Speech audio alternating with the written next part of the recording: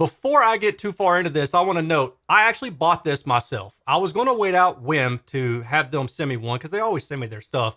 But this thing looks wicked cool. And what I'm going to do is I'm going to give it away to one of my Patreon members in one of the upper tiers. I really like this unit. It has a lot of features, but there are some cons. And rather than going through the whole process of reading out the entire spec sheet to you, I'm going to let you do that. And I'm going to focus on the things that matter to me as the end user. First of all, the fact that this is an all-in-one unit. It has your streaming, it has your DAC, your preamp, and your amplifier, all built into one. It's wicked cool. The build quality is also really nice. This thing's got some heft to it. Now, it does power 2 channels internally, but they had this set up to where you can power the other WiiM speakers that they're coming out with soon, so you can have a 5.1 setup.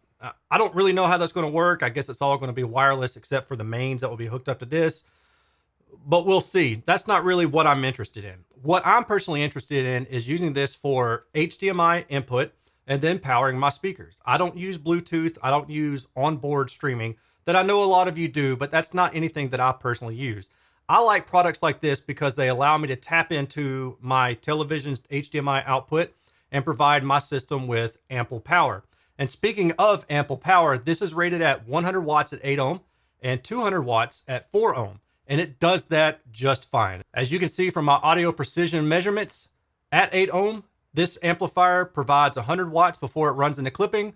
And at 4 ohm, it provides 200 watts before it runs into clipping as well. And even at 2 ohms, it can drive a load, but you're going to have to be careful because it can run into clipping and mute itself and shut down. The other thing that I really like about this is the same thing that I mentioned with the VibeLink amplifier from WiiM.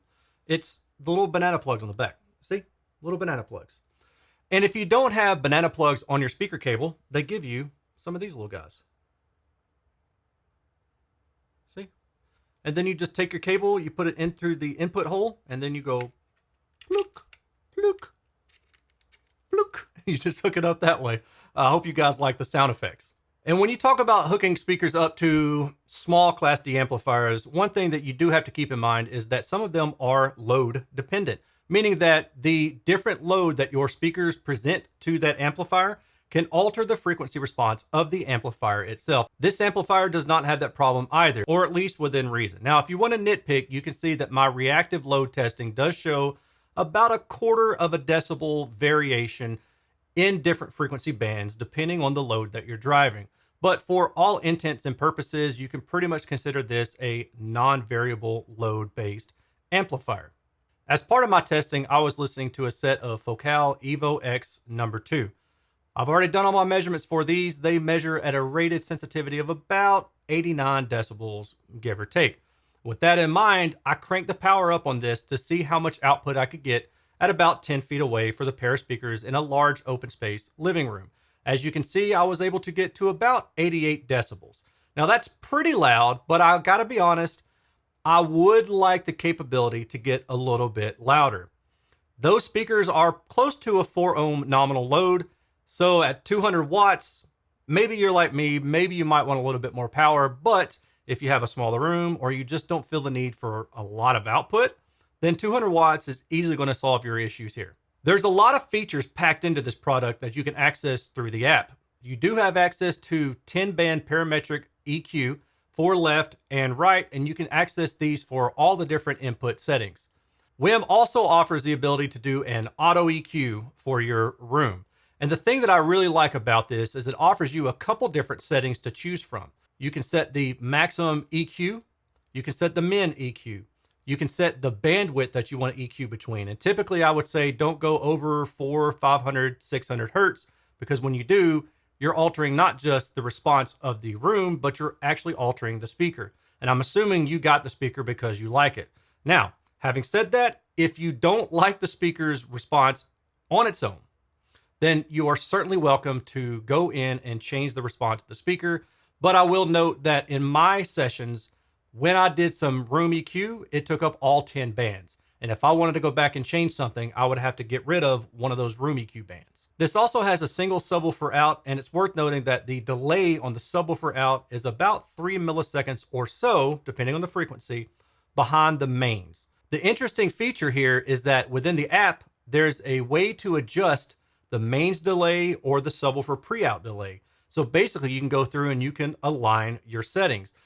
Most notably, if you have a subwoofer that has its own built-in DSP or something of that nature, then that's typically going to add a bit more delay. And it's not surprising to see 5 to 10 milliseconds of additional delay from your subwoofer's built-in plate amplifier / DSP combo.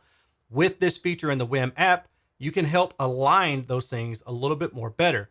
Now, the crossover built into the subwoofer integration feature is basically on or off. You enable the subwoofer, and when you do that, you have a range of crossover frequencies to choose from, about 30 hertz at the bottom to about 250 hertz. You don't have the option for variable slope, and you don't have the option for variable phase, like an all-pass filter. Those things would be nice to haves. And the reason for that is sometimes you may not want a 24 decibel per octave slope on both the mains and the subwoofer channel. You might want 18 decibels on the subwoofer channel and 24 on the mains. It really all depends on the positioning of the subwoofer relative to the mains and also relative to where you are in the room.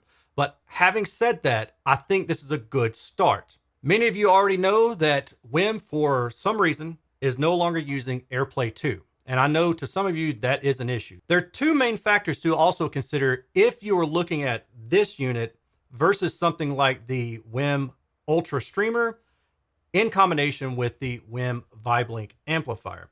That combo allows you both a phono input as well as a headphone output. Now, the phono input may not be a big deal for most listeners because most listeners tend to have turntables that already have a phono pre-out. So you don't have to worry about the RIAA equalization curve, and you don't have to worry about gaining up the signal. The headphone output isn't an issue for me because I don't listen to headphones. But if those two are important to you, then you might want to consider going with that combo instead of this singular all-in-one box. So that does it for this review. If you're interested in purchasing this product, man, knock yourself out. It's a stellar product. I think it's well worth the money. I don't know if I consider it a value like I would maybe the WiiM Amp Pro, but that has about half the power. So really what you're paying for, at least in my opinion, is the doubling of the power. There may be other features there, but for me, that's really what makes this thing worth the extra money. And in my particular case, when I reviewed the WiiM Amp Pro, I found that it was too short of power in my listening space. So that to me matters a lot. That does it for my review of the WiiM Amp Ultra. Current retail, $540. Does rated power, 200 watts at 4 ohm, 100 watts at 8 ohm, relatively low noise floor, HDMI input, phono input, tons of options in the app. I mean, to me, that's where WiiM is really setting itself apart. The room EQ is pretty darn good. I mean, it's not direct live, but it's pretty dang good.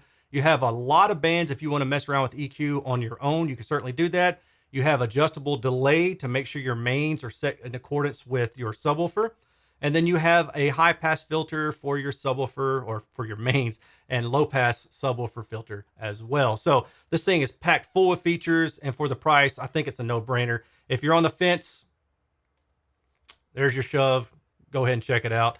And if you have any questions, comments, or concerns, let me know in the comments section below. And if you don't mind, please leave me a like. And if you haven't subscribed, please consider subscribing and ringing that bell so you are notified of all future videos coming soon. If you want to help support this channel, I'll have a bunch of generic affiliate links in the bottom of this review. Click on any of those generic affiliate links and buy whatever it is you want from Amazon or Crutchfield or Best Buy or Walmart or Target or whatever. As an alternative, you can join me at patreon.com/Erin's Audio Corner, where I do polls, I do early review releases, I talk about what's going on, behind the scenes stuff, and post stuff that nobody else is going to get to see. And that is a way to help me out, and you get to see some neat stuff, hopefully, as well. All right. Talk to y'all later. Take care. Peace.